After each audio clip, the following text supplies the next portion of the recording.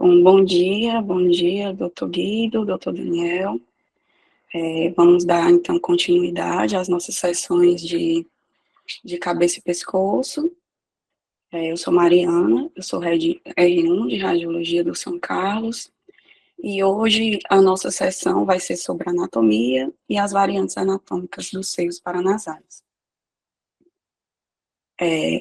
Vamos iniciando falando sobre o desenvolvimento, né, dos seios paranasais. Ele se inicia ainda no desenvolvimento intrauterino, na 8ª semana de gestação, com o aparecimento de uma série de dobras na parede nasal lateral, conhecidas como as etmotubinais, né? E aí, ao longo do tempo, até os 18 anos de idade, esses seios paranasais ainda vão se desenvolvendo. Então, dependendo da idade do paciente, às vezes crianças muito pequenas, a gente não consegue visualizar alguns seios paranasais. Falando um pouco sobre esse desenvolvimento, né? Na 12ª semana de gestação, inicia a formação dos seios maxilares, das células etimoidais anteriores. Com 13 anos, esses seios maxilares já vão ficar na forma adulta, né? O tamanho no volume adulto, e as células etimoidais também. E lá para os 18 anos, os seios frontais e esfenoidais chegam no tamanho adulto também. Aqui é um pouco da anatomia esperada, né, da cavidade nasal, tanto no corte coronal como também no sagital. Aqui no corte coronal, a gente consegue ver principalmente os seios maxilares, né, também as conchas nasais, as conchas superiores, médias e inferiores, também as células etimoidais. Aqui a gente vai usar bastante como parâmetro, né, para visualização dos seios, as órbitas oculares. Já aqui nesse corte a gente consegue ver o seio frontal e o seio esfenoidal.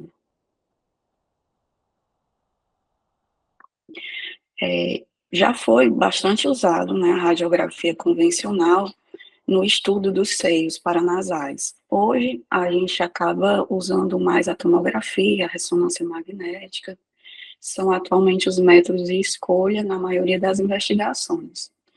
A radiografia se tornou mais limitada para a visualização de alguns seios, né, mesmo nas 4 principais incidências utilizadas, né, ela não tem a mesma qualidade para visualizar os seios paranasais, como principalmente a tomografia, que é o que é mais utilizado.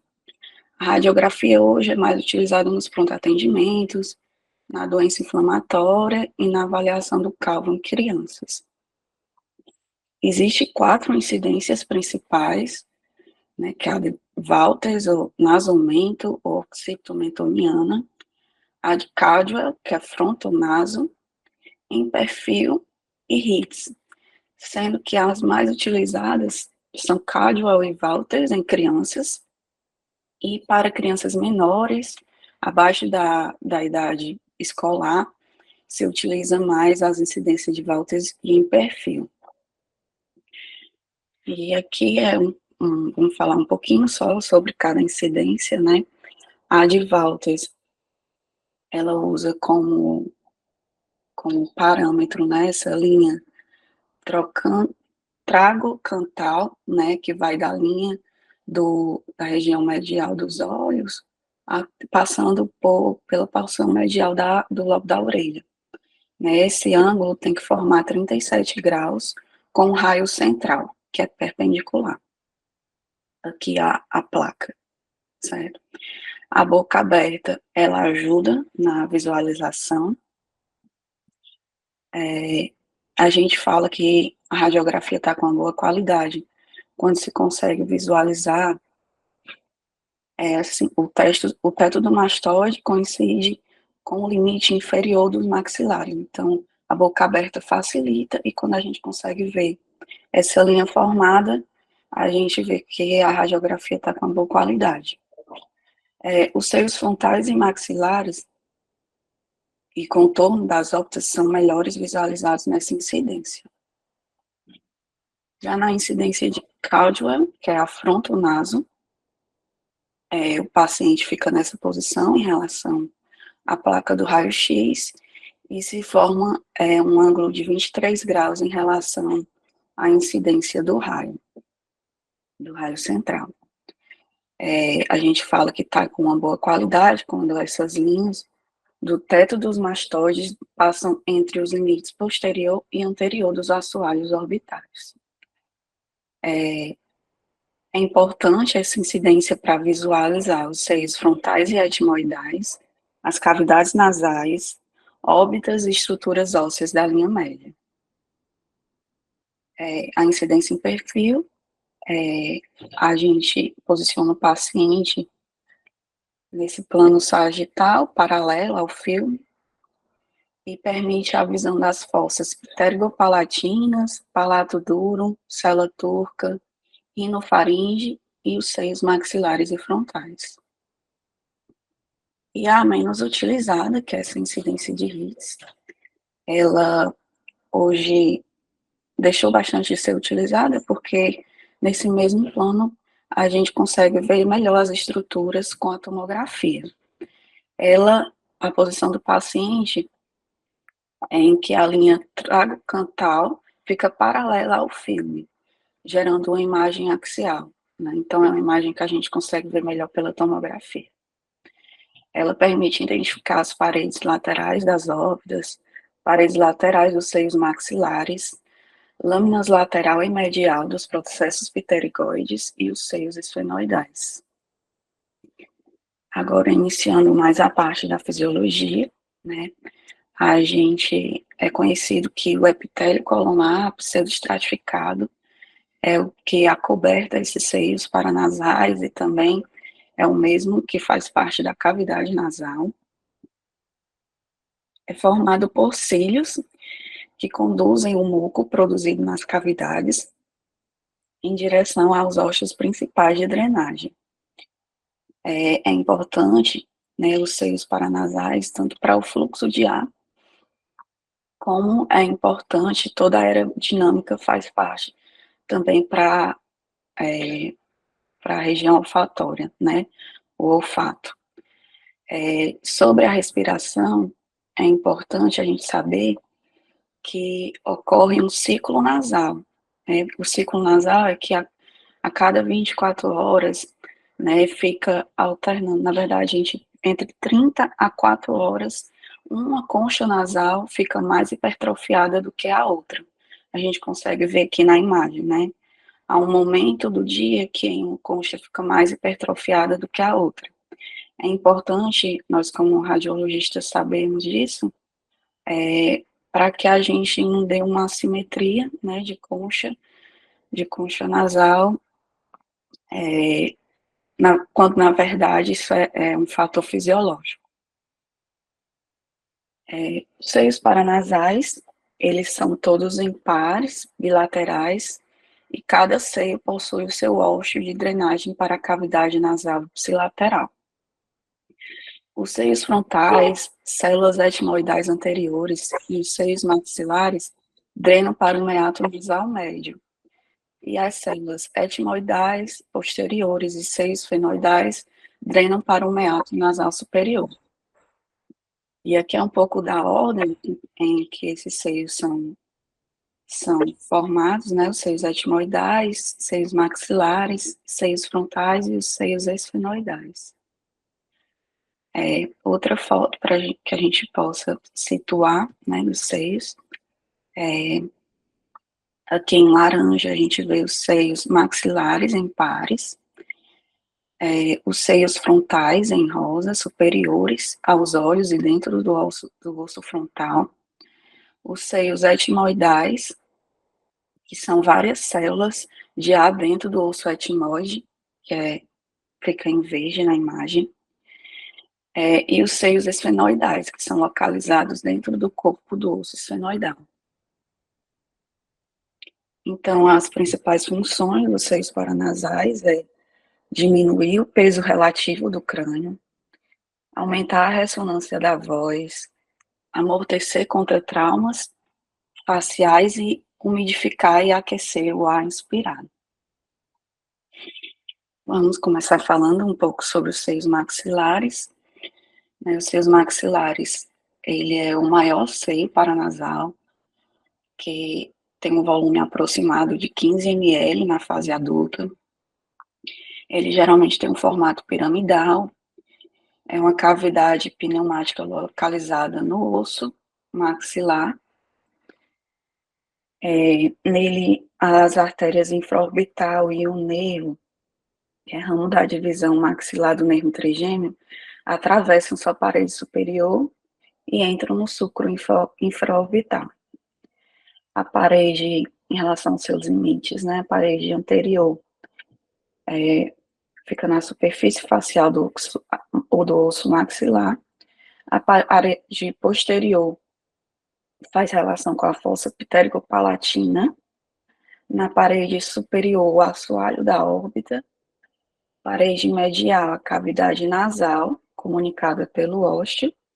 E a parede inferior, o osso compacto, que separa dos dentes posteriores. Em relação ao seio frontal, ele é geralmente o segundo maior, com um volume aproximado de 4 a 7 ml na fase adulta. Ele fica superior à órbita, né, dentro do osso nasal.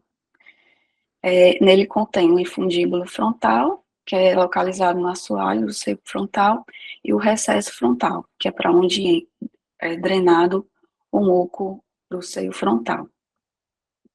Seios esfenoidais são localizados central e posteriormente dentro do corpo do osso esfenoide. Ele tem um volume na idade adulta de 0,5 a 8 ml e é delimitado superiormente e posteriormente pela célula turca. Então, é importante a gente saber esse limite, principalmente para orientar nos acessos cirúrgicos em pacientes que fazem as tomografias pré-cirúrgicas, né?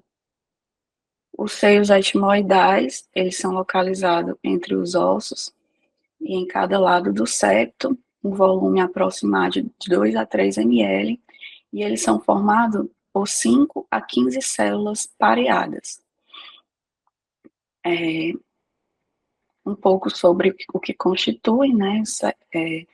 O labirinto etimoidal é formado por algumas estruturas, uma série de lamelas, que são baseadas em precursores embriológicos, que é o processo sinado, bolha etimoidal, a lamela basal e a concha nasal superior. Aqui a gente tem a tomografia de seios da face no plano axial.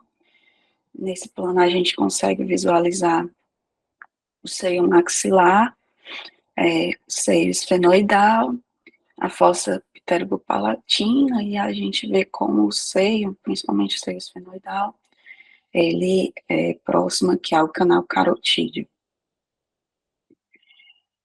Outro corte no plano axial, nesse a gente consegue ver o seio esfenoidal, a célula, uma das células etimoidais, a célula mais posterior, a concha, né, a concha média, seio maxilar.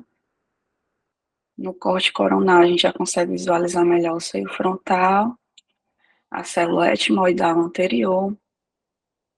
Aqui a gente consegue ver também o Agernase, que a gente vai falar um pouco mais na frente, sua relação com o canal lacrimal, o meato inferior, as conchas. E aqui nesse corte, no plano coronal, a gente consegue ver também a relação entre o seio esfenoidal e a célula turca, né?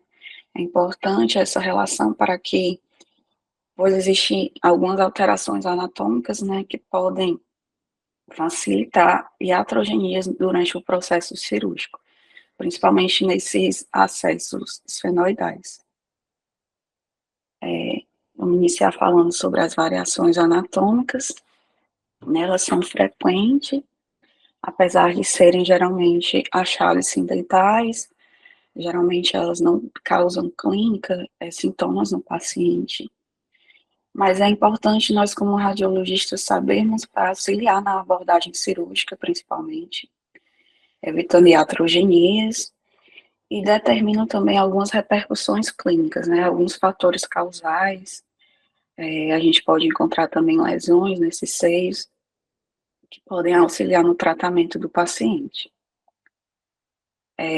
No nosso laudo, né, é importante a descrição do achado, principalmente quando um paciente pré-cirúrgico, né, a fim de auxiliar o otorrino, o neurocirurgião nos procedimentos, e também como fator causal de doença a ser investigada. Uma das alterações anatômicas, né, a distância entre a fóvea etimoidal e a lâmina crivosa. A gente tem uma classificação, que é a classificação de Querus, que vai,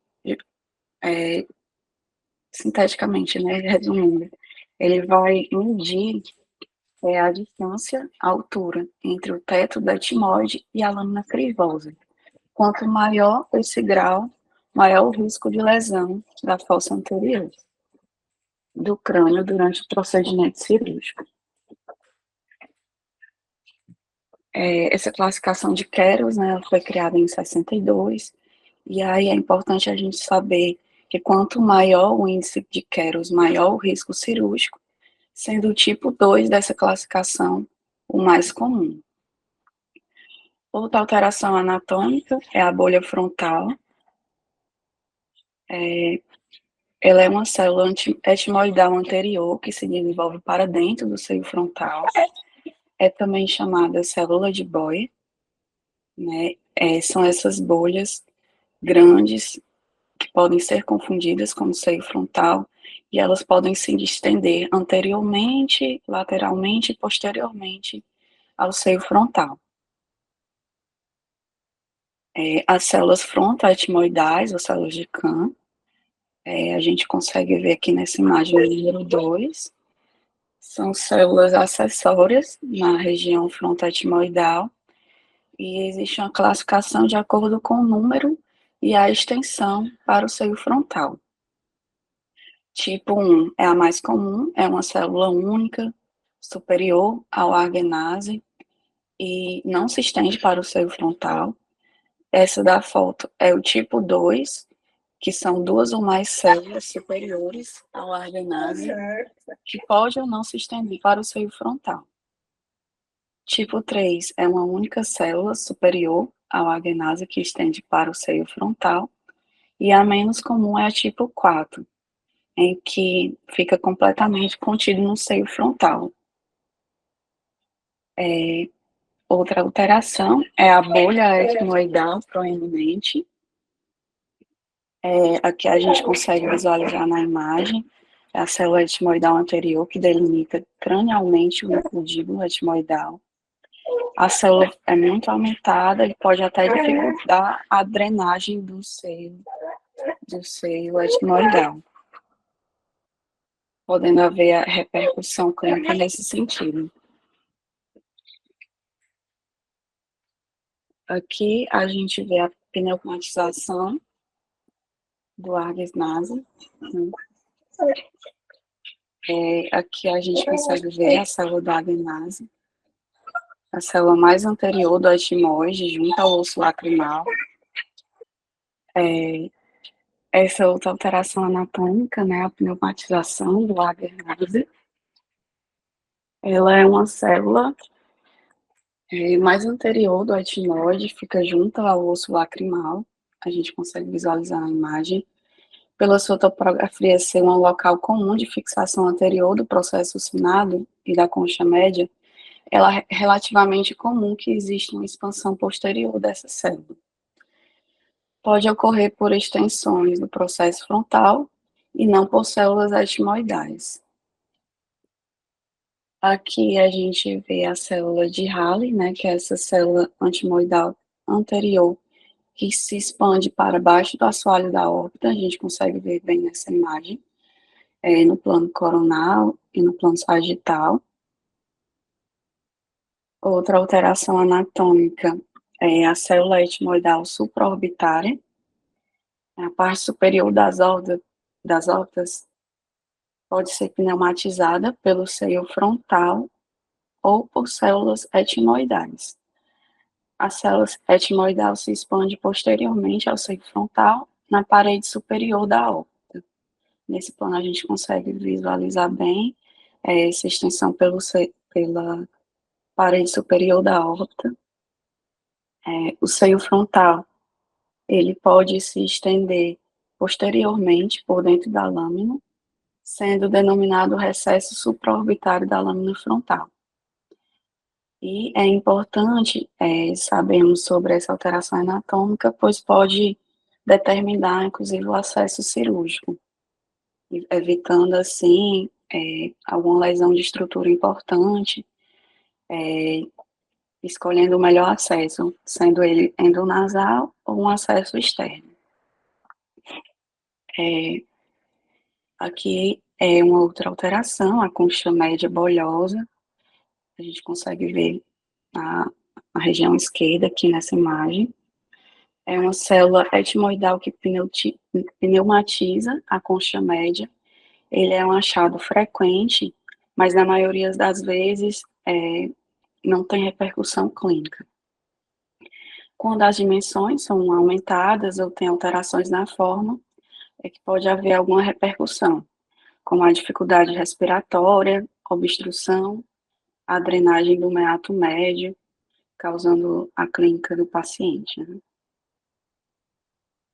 Essa outra alteração é a concha média volumosa, as costas de componente ósseo.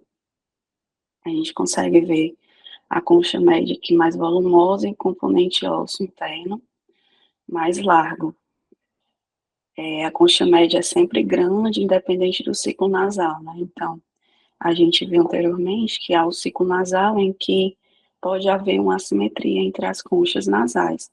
Nesse caso, a concha média fica sempre mais hipertrofiada, mais volumosa, independente do ciclo. Pode repercutir, né, com o meato médio mais estreito e, como eu falei, a hipertrofia da concha nasal.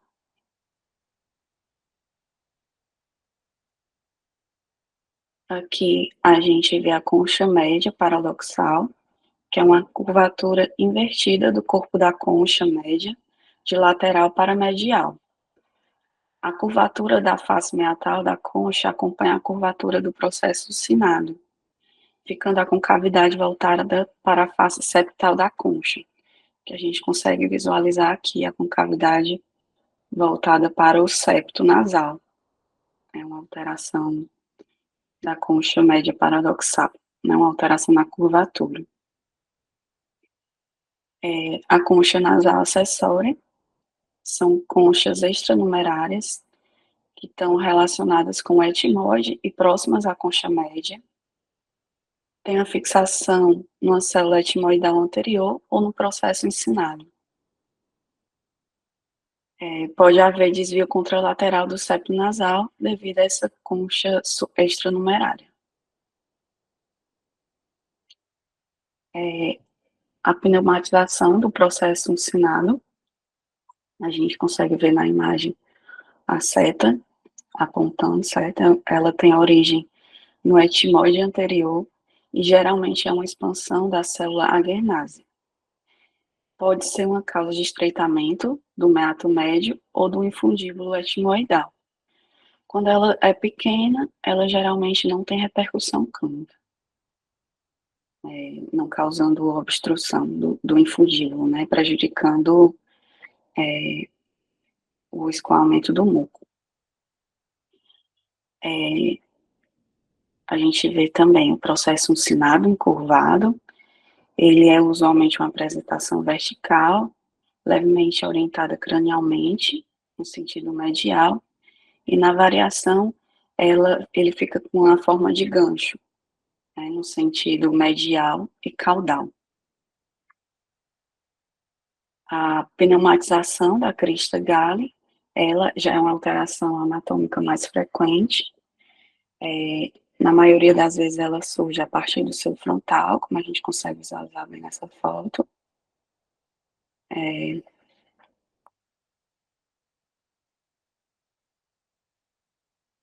Também outra alteração, a célula etimoide maxilar, que pertence ao etimoide posterior, ela é uma expansão para baixo do assoalho da órbita. Como conseguimos ver aqui à esquerda, compete por espaço pelo seio, compete por espaço com o seio maxilar. E pode influenciar na drenagem para o meato superior. A célula de Onodi, a célula etimoidal mais posterior do labirinto etimoidal, ela estabelece contato com os canais ópticos. É bastante importante também a gente saber para orientar no procedimento cirúrgico e registrar nos laudos. Ela sempre deve ser descrita, né, a fim de evitar iatrogenias, e ela pode variar em tamanho e em formato. A gente consegue ver aqui a célula etimoidal mais posterior, aqui é o seio esfenoidal, né, ipsilateral,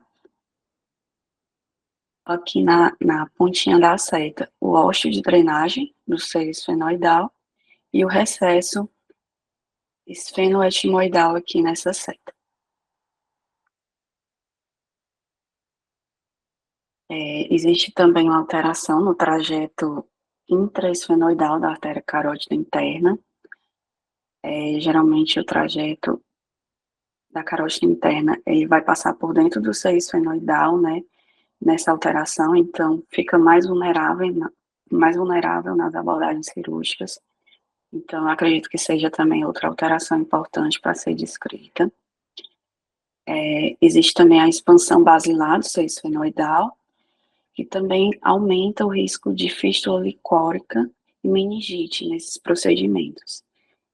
E também bastante importante na descrição. Aqui a gente consegue ver a pneumatização do processo clinoide anterior. Aqui essa alteração também apresenta riscos por aumentar a exposição do nervo óptico, né? Sendo um fator de risco para neurite óptica ou por esfenoidite. Também tem bastante risco cirúrgico, pelo risco de fístula, tanto pelo risco de fístula como de lesão do nervo óptico. Geralmente esse risco é maior, principalmente de fístula licórica, nos procedimentos de clipagem de aneurisma da artéria carótida interna, que fica próximo ao processo clinoide. A pneumatização do processo pterigóide, em que sua expansão ultrapassa a linha imaginária que é traçada entre essas estruturas, que é o forame redondo e o canal pterigóide no plano coronal. Né? E aqui seria essa linha imaginária. A gente vê aqui a pneumatização do processo pterigóide. No plano axial, a pneumatização fica ao lado do canal pterigóide. Pode haver o afilamento da parede óssea em relação ao assoalho da fossa média e também pode haver riscos durante a cirurgia, neurocirurgia, risco de fístula licórica. Há também a pneumatização da asa maior do esfenoide, em que o seio esfenoidal ele apresenta expansão lateral, a pneumatização da parede lateral da órbita também. Então, aqui a gente vê a pneumatização nos dois planos, apontados pela seta. Também pode ocorrer a deiscência da parede medial da órbita, que é chamada lâmina papirácea, em que há a herniação da gordura extraconal da órbita, no sentido do etimoide, em pacientes sem história de trauma. Aqui a gente vê essa herniação da gordura para dentro no sentido do etimoide, né? É importante também nos casos de abordagem cirúrgica do etimoide, pelo risco de atingir também a estrutura da órbita. Há também a pneumatização da coxa nasal inferior, que ocorre a partir de um recesso proveniente da parede medial do seio maxilar ipsilateral, em que vemos aqui na imagem, apontados pela seta do lado direito, e no outro plano sagital também, essa pneumatização da concha nasal inferior. Pode ocorrer também o recesso palatino do seio maxilar, em que o seio maxilar ele vai se expandir, podendo ser unilateral ou bilateral. Nesse caso da imagem está aqui assimétrico, né? Expandindo aqui no sentido medial, pneumatizando um palato duro, né? O assoalho da cavidade nasal. Também é importante nos casos de traumatismo facial ou na abordagem cirúrgica, a importância também de descrever. Aqui a gente vê a expansão etimoidal anterior do seio esfenoidal, em que o limite anterior do seio esfenoidal se encontra à frente do seu haste de drenagem. O seio esfenoidal apresenta uma continuidade mais extensa com a órbita.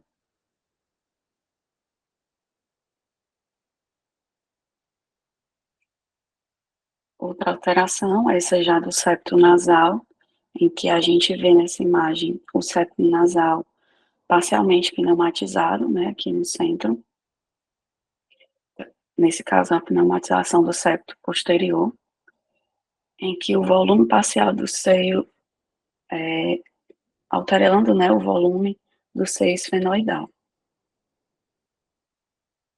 E aqui a gente vê o desvio do septo nasal. Nesse caso, é um desvio em S, que é ondulado, né? A gente consegue ver a forma do S aqui indicada pela seta. O septo nasal, ele tem uma parte mais óssea, um componente ósseo e outro cartilaginoso, né? Esse desvio de septo é bastante comum e desvios grosseiros podem interferir nos acessos cirúrgicos também. Então, nesses casos, principalmente de desvios mais grosseiros, é importante a descrição.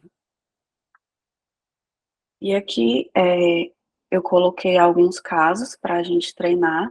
Se alguém puder participar, eu não quis me alongar muito, porque é mais uma aula expositiva, então eu coloquei alguns casos mais para a gente tentar reconhecer as estruturas. Se alguém quiser participar. Oi, bom dia, É, Gili. bom dia. Aqui a gente está vendo uma tomografia de seios da face em janela óssea, né? E o que chama a atenção, né, são essas células etimoidais adjacentes ao contorno da órbita, né? Isso não sei se intraorbitário, certo? Uhum, E aí a gente poderia pensar em. Não sei se. Eu não sei se está infraorbitário o suficiente para pensar em células de Harvard, sabe? É a primeira coisa que eu acabo pensando. isso. Uhum. Aí. É. Oh, desculpa.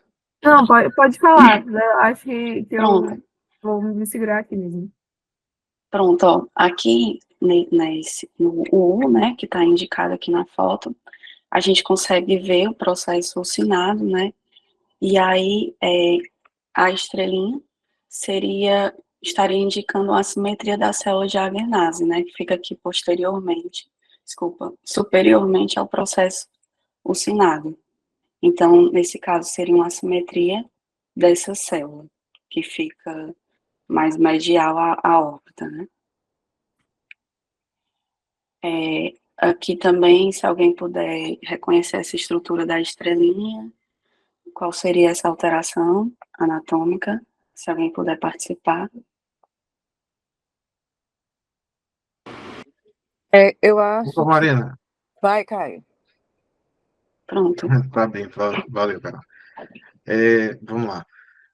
São imagens, cortes de tomografia, né, de seios da face, janela óssea, e aí a gente consegue evidenciar, acredito até que seja, talvez até bilateral, mas na estrela, né, a gente observa uma bolha etimoidal pneumatizada é, fazendo aí a proeminência, né, entrando no seio maxilar direito, né, e aí sendo evidenciado também nos outros cortes, né, coronal, sagital e axial, e aí configuram variante anatômica, né, a célula de Halley.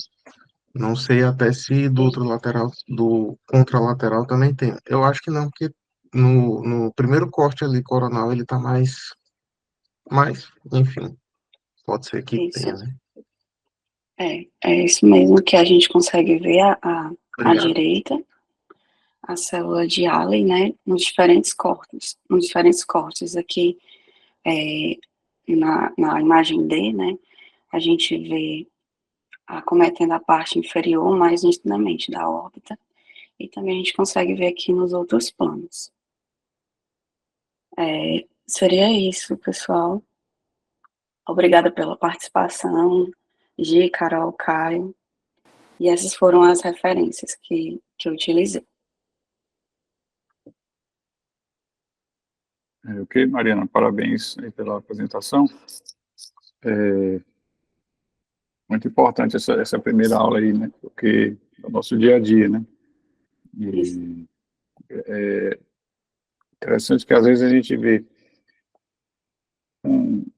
na literatura, né, vasta, né, na descrição dessas variações, mas assim, na prática o que a gente observa é que muita gente não, nos laudos, né, não dá muita atenção, né, a isso, esses detalhes que às vezes são mais importantes do que a própria, vamos dizer assim, a patologia, porque às vezes o colega otorrino já sabe, né, que o paciente tem sinusite crônica, já sabe sinusite agudizada, enfim, ele quer esses detalhes.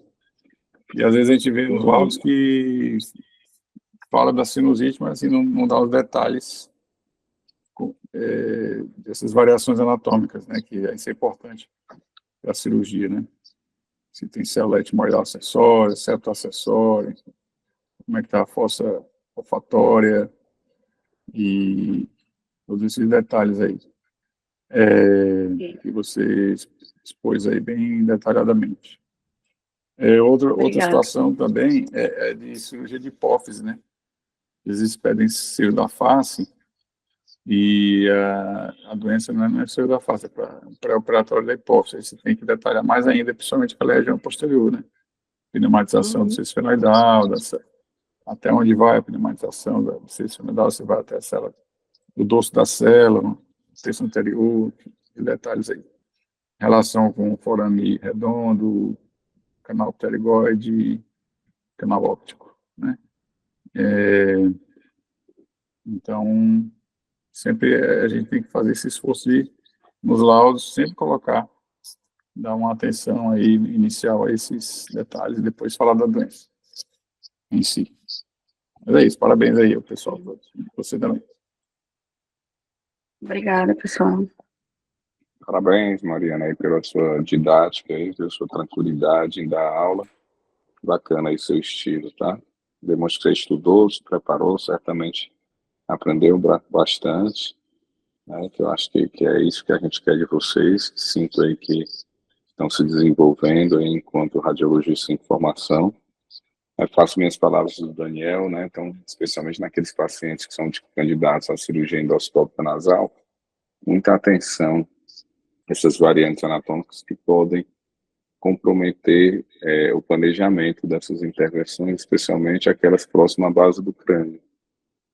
Então, é fundamental quando você tem, principalmente pacientes com pansinuspatia, com aqueles com sinusite refratária, que são potencialmente candidatos a procedimentos cirúrgicos, muita atenção a essas variantes que possam comprometer.